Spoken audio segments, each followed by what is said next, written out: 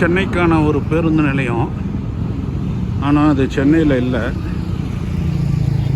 அது ஒரு விஷயம் மட்டும்தாங்க இப்போ வரைக்கும் ஒரு பிரச்சனை. அந்த பேருந்து நிலையத்துக்கான கனெக்டிவிட்டி, அந்த பேருந்து நிலையத்துக்கு சிட்டிக்குள்ளே இருந்து ட்ராவல் பண்ணுறது, இந்த ஒரு விஷயந்தான் இன்றைக்கி வரைக்கும் பேசு பொருளாக போகுது. ரொம்ப ஒரு எம்டிசி பஸ்ஸையே நம்பி சிட்டிக்குள்ளேருந்து இங்கே வர்றதுக்கு 2 மணி நேரம். இந்த வீடியோ எடுக்கிறதுக்கு நானே ஆவடியிலேருந்து இங்கே வர்றதுக்கு 1.5 மணி நேரம் ஆச்சு. அப்படி ஒரு நிலமை. ஆனால் இந்த பஸ் ஸ்டாண்டு வந்து உலகத்தரத்திலான ஒரு பஸ் ஸ்டாண்டு. அதில் எந்த மாற்று கருத்தும் கிடையாது. இன்றைக்கி வரைக்கும் ஆரம்பித்து 1 வருஷத்துக்கு மேலே ஆகுதுங்க. க்ளீன்லினஸ் எல்லாம் குறை சொல்லவே முடியாது. வேறு லெவல் க்ளீன்லினஸ்ஸு, வேறு லெவல் மெயின்டெனன்ஸு. ஒரு முறை வரப்பும் புது அப்டேட்டு. இந்த பஸ் ஸ்டாண்டுக்கு போகிற வழியெல்லாம் பாருங்கள், நம்ம ஆரம்பத்தில் பார்த்ததை விட இப்போ பார்க்கெல்லாம் பல மடங்கு நல்லா டெவலப் பண்ணியிருக்காங்க. இதுதான் என்ட்ரன்ஸு. வாங்க, நானும் பஸ் ஸ்டாண்டை பற்றி பண்ணுறதுக்கு வரல, வேறு ஒரு விஷயத்துக்காக வந்திருக்கேன். வாங்க அப்படியே இந்த வீடியோக்குள்ளே போகலாம். அனைவருக்கும் வணக்கம். நான் உங்கள் விஜய். நாம் இப்போ கிளாம்பாக்கம் பேருந்து நிலையத்தில் இருக்குங்க. என்னடா கிளாம்பாக்கம் பேருந்து நிலையன்றீங்களா? அதை பற்றின ஒரு வீடியோ இல்லை, அது ஏற்கனவே பண்ணிட்டேன். அந்த வீடியோ வேணும்னா நான் டிஸ்கிரிப்ஷனில் கொடுக்குறேன், போய் பாருங்கள். இப்போ நான் எதுக்கு வந்திருக்கேன்னா, கிளாம்பாக்கம் நியூ ரயில்வே ஸ்டேஷனுங்க. கிளாம்பாக்கத்தோட புது ரயில்வே ஸ்டேஷன். அந்த ஒர்க்கெல்லாம் போய்கிட்டு இருக்கு. ஆமாம், அது எங்கன்னு எக்ஸாக்டாக அந்த கிளாம்பாக்கம் நியூ ரயில்வே ஸ்டேஷன் எங்கே, அது எப்போ ஓப்பன் பண்ணுறாங்க, எவ்வளோ ஒர்க் போயிருக்கு, அதை பற்றின வீடியோ தாங்க இது. வாங்க, அதை பற்றின அப்டேட், அந்த ரயில்வே ஸ்டேஷனோட அப்டேட், கிளாம்பாக்கம் நியூ ரயில்வே ஸ்டேஷனோட அப்டேட் இது தான். அதோட வீடியோ இது. வாங்க வீடியோக்குள்ளே போகலாம். இந்த வீடியோ உங்கள் அனைவருக்கும் யூஸ்ஃபுல்லாக இருக்கும், பயனுள்ளதாக இருக்கும்னு நான் நம்புகிறேன். வாங்க இந்த வீடியோக்குள்ளே போகலாம். இந்த கிளாம்பாக்கம் பஸ் ஸ்டாண்டுக்கு ஆப்போசிட்டில் இருக்கிற அப்பார்ட்மெண்ட்டுக்கும் இந்த பக்கம் இந்த ரைட்டர் கம்பெனிக்கும் சென்டராக தாங்க அந்த ரயில்வே ஸ்டேஷனோட, அந்த ரயில்வே ஸ்டேஷன்லேருந்து வர அந்த ஸ்கைவாக் பிரிட்ஜு வருது. அந்த ஸ்கைவாக் பிரிட்ஜு அங்கேருந்து வந்து இங்கே தான் இறங்குது. கிளாம்பாக்கம் பஸ் ஸ்டாண்டு அந்த எம்டிசி பஸ்ஸுக்கும் அந்த மக்சூல் பஸ்ஸு, அந்த ஆர்ச்சி இருக்குது பார்த்தீங்களா, பார்த்தா தெரியும், அங்கே தான் இறங்குது. இந்த இடம் தாங்க, இந்த இடம் தான் அந்த ஸ்கைவாக் பிரிட்ஜு. அந்த ரயில்வே ஸ்டேஷன்லேருந்து, கிளாம்பாக்கம் ரயில்வே ஸ்டேஷன்லேருந்து அப்படியே இந்த என்ஹெச்சை கிராஸ் பண்ணி இந்த பஸ் ஸ்டாண்டுக்குள்ளே வருதுங்க இந்த ஸ்கைவாக் பிரிட்ஜு. இந்த ரயில்வே ஸ்டேஷனு இந்த ஒர்க்கெல்லாம் எப்போயோ பண்ணியிருக்கலாம்.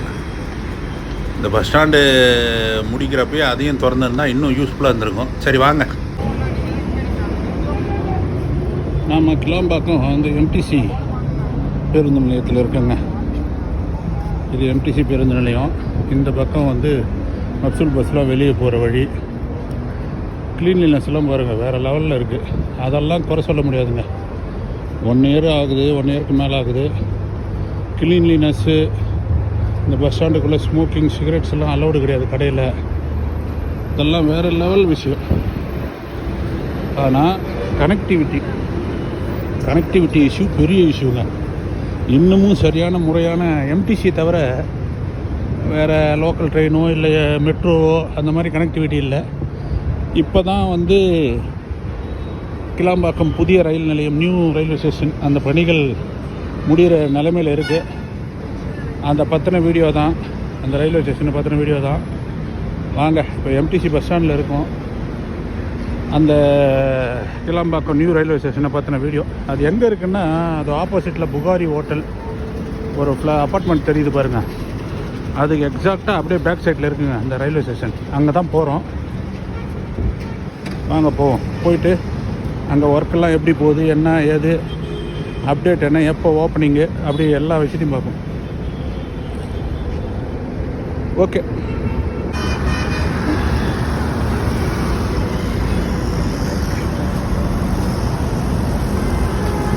இதுதாங்க அந்த புகாரி ஹோட்டல். இந்த அப்பார்ட்மெண்ட்டு நான் சொன்னேன் இல்லைங்களா, இதுக்கு அப்படியே எக்ஸாக்டாக பேக் சைடில் இருக்குது. இன்னொரு விஷயம், இந்த பஸ்ஸு வருது இல்லைங்களா, மற்ற பகுதியிலேருந்து, தமிழ்நாட்டோட மற்ற பகுதியிலேருந்து கிளாம்பாக்கத்துக்கு வரப்போ கிளாம்பாக்கம் பஸ் ஸ்டாண்டு உள்ளே போகிறதில்ல, இங்கேயே வெளியே நிப்பாட்டி இறக்கி விட்டுறாங்க. அதை பாருங்கள், ஆபத்தான முறையில் பயணிகள் சாலையை கடக்கிறாங்க. காவலர்கள் 2 பேர் இருக்கிறாங்க. இருந்தாலுமே ஒரு சில வாகனங்கள் நிற்கிறது இல்லைங்க. அதை ஒபே பண்ணுறதே கிடையாது. சாலையை கடக்கிறவங்களுக்கு கண்டிப்பாக ஒரு 2 நிமிஷம் 1 நிமிஷம் நின்று அவங்க கடந்து போகிறதுக்கு வழி விடணும். அது இன்னமும் நம்ம நாட்டில் அந்த பழக்கம்லாம் வரலை. அதுதான் சொல்கிறேனே, இந்த பஸ் ஸ்டாண்டில் ஒரு சில விஷயங்கள் மட்டும்தாங்க குறைகள். மற்றபடி இந்த பஸ் ஸ்டாண்டு நல்ல பஸ் ஸ்டாண்டு, சூப்பரான பஸ் ஸ்டாண்டு, ரொம்ப அற்புதமான ஒரு பேருந்து நிலையம், அதெல்லாம் மாற்றுக்கிறதே கிடையாது.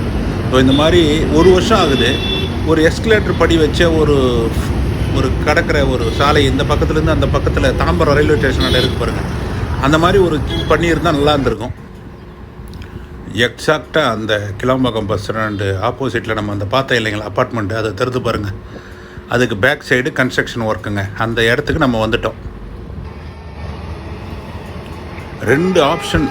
உண்மையிலே இந்த பஸ் ஸ்டாண்டு வேலை ஆரம்பிக்கிறப்ப 2 ஆப்ஷன் சூப்பராக இருந்ததுங்க. ஏன்னா அப்போ ஏடிஎம்கே கவர்மெண்ட் பிஜேபி கூட கூட்டணியில் இருந்தாங்க.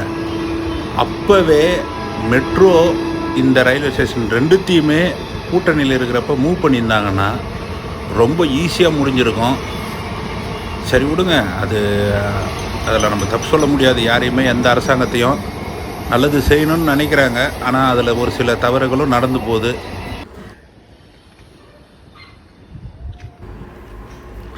ரெண்டு சைடும் பார்த்திங்கன்னா 3 ட்ராக் இருக்குங்க. 3 ட்ராக் இருக்குது. இந்த சைடு ஒரு லூப் லைன், அந்த சைடு ஒரு லூப் லைன். அதை தெரிந்து பாருங்கள்.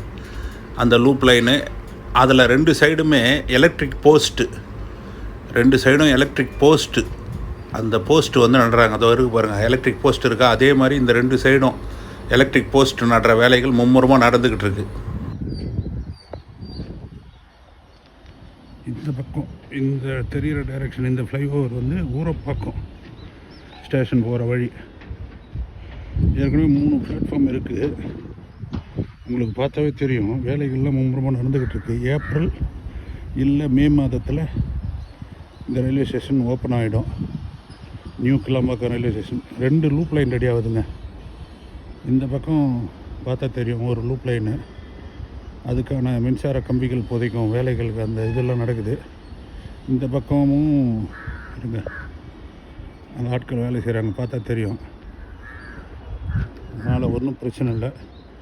இந்த பக்கம் இருக்கிற ஃப்ளைஓவர் ஊரப்பாக்கம் ஸ்டேஷன் போகிற டைரெக்ஷனு.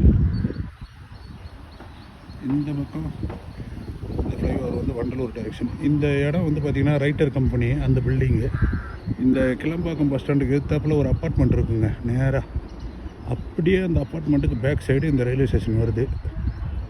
ஆமாம், இந்த ரயில்வே ஸ்டேஷனில் இருந்து உங்களுக்கு கிளம்பாக்கம் பஸ் ஸ்டாண்டுக்கு ஒரு ஸ்கைவாக் பிரிட்ஜு கனெக்ட் பண்ணுற மாதிரி 3 இடத்துல, அதாவது என்ஹெச்சில் இந்த மெயின் ஹைவேவில் இறங்குற மாதிரி, எம்டிசி பஸ் ஸ்டாண்டில் இறங்குற மாதிரி, அப்புறம் கிளம்பாக்கம் பஸ் ஸ்டாண்டுக்குள்ளே மெயின் மொப்சூல் பஸ் ஸ்டாண்டுக்குள்ளே இறங்குற மாதிரி 3 விதமான இடத்துல என்ட்ரி எக்ஸிட் இருக்குது அந்த ஸ்கைவாக் பிரிட்ஜுக்கு. கிட்டத்தட்ட ஒரு 20 கோடி மதிப்பீட்டில் இந்த ரயில்வே ஸ்டேஷன் ரெடி ஆகிட்டு இருக்குங்க. ஆமாம், 20 கோடி மதிப்பீட்டில் இந்த ரயில்வே ஸ்டேஷன் ரெடி ஆகுது. ஓகே வாங்க, இதுதான் இப்போதைக்கு அப்டேட்டு. இந்த ரயில்வே ஸ்டேஷன் வரும் பட்சத்தில் கொஞ்சம் இந்த கனெக்டிவிட்டி இஷ்யூ சரியாகுங்க உண்மையில்.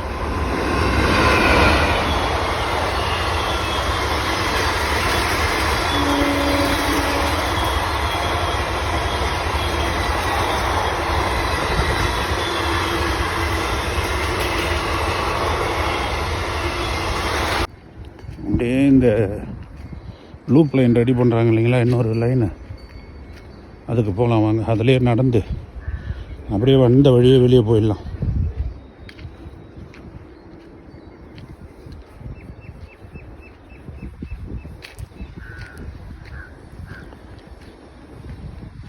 இதுதான் இப்போதைக்கு அப்டேட்டு. இன்னும் 2 மாதத்தில் ஏப்ரல் அப்படி இல்லைன்னா மே இந்த ரயில்வே ஸ்டேஷன் ஓப்பன் ஆகிடும், பயன்பாட்டுக்கு வந்துடும். ஓகே வாங்க அப்படியே போகலாம். திருமால்பூர் போகுது. திருமால்பூர் இந்த கிளாம்பாக்கம் நியூ ரயில்வே ஸ்டேஷனை சிஎம்டி சென்னை மெட்ரோபாலிட்டன் டெவலப்மெண்ட் அத்தாரிட்டியும் சதர்ன் ரயில்வே இந்தியன் ரயில்வேஸோட சதர்ன் ரயில்வேவும் சேர்ந்து தான் இந்த கிளாம்பாக்கம் ரயில் நிலையத்தை கன்ஸ்ட்ரக்ஷன் பண்ணுறாங்க. அதான் இதோட மதிப்பு வந்து 20 கோடி ரூபாய் வருதுங்க இந்த ரயில்வே ஸ்டேஷனோட பட்ஜெட்டு இதை கன்ஸ்ட்ரக்ஷன் பண்ணுறதுக்கு. இந்த சைடு பார்த்திங்கன்னா அந்த ரயில்வேஸை சேர்ந்த ஆஃபீஸர்ஸ் ஒர்க்கர்ஸ்லாம் இருக்காங்க. அந்த எலக்ட்ரிக் போஸ்ட் நடுறாங்க. வைகை போகுது, வைகை த லெஜெண்டரி வைகை போகுதுதாங்க. இப்போதைக்கு அப்டேட்டு ஏப்ரல் இல்லை மே மாதம் ஓப்பன் பண்ணிடுவாங்க. வேலைகள் மும்முரமாக நடந்துக்கிட்டு இருக்கு. பார்த்தா தெரியும். இந்த பில்லர் இந்த இடத்துல நடக்கவே முடியலங்க. கல் மண் ஒரு மாதிரி கரடு முரடாக இருக்குது. அட்ஜஸ்ட் பண்ணி வீடியோ கொஞ்சம் ஷேக்காக இருக்கும். அட்ஜஸ்ட் பண்ணிக்கங்க, மன்னிச்சுங்க.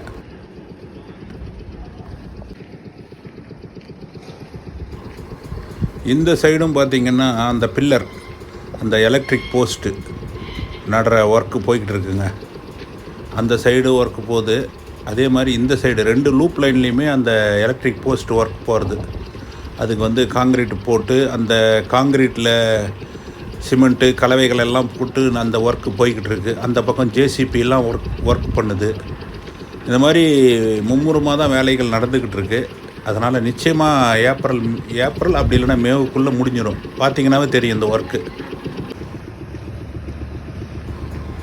இதுதான் அந்த ஜேசிபி வேலை பண்ணது பாருங்கள். அதுதான் அந்த ஸ்கைவாக் பிரிட்ஜுக்கு போகிறதுக்கான அந்த ஒர்க்குங்க. அவ்வளோதாங்க. இந்த ரயில்வே ஸ்டேஷன் பயன்பாட்டுக்கு வரும் பட்சத்தில் இது மிக மிக ஒரு நல்ல விஷயமா இருக்கும் மக்களுக்கு. இதை காமிக்கிறதுல எனக்கும் ரொம்ப சந்தோஷமாக இருக்குது. அவ்வளோதாங்க. வீடியோவோட நிறைவு பகுதிக்கு வந்துட்டோம். இந்த கிளாம்பாக்கம் புதிய ரயில் நிலையம் நியூ ரயில்வே ஸ்டேஷன் பயன்பாட்டுக்கு வரும் பட்சத்தில் இந்த பணிகளெல்லாம் மும்முரமாக போகுது. ஜூம் பண்ணி காட்டுறேன் பாருங்கள். அப்படியே கிளாம்பாக்கம் பஸ் ஸ்டாண்டுக்கு ஆப்போசிட்டுக்கு ஒரு அப்பார்ட்மெண்ட் இருக்கும், புகாரி ஹோட்டல் இருக்கும். அதுக்கு பின்புறம் தான். அதனால் இந்த ரயில்வே ஸ்டேஷன் பயன்பாட்டுக்கு வரும் பட்சத்தில் இப்போ இருக்கிற மாதிரி அந்த கனெக்டிவிட்டின்றது அந்த சிட்டிக்குள்ளே இருந்து பஸ் ஸ்டாண்டுக்கு வர்றது போகிறது அந்த பிரச்சனைகள் ஓரளவுக்கு குறையும்.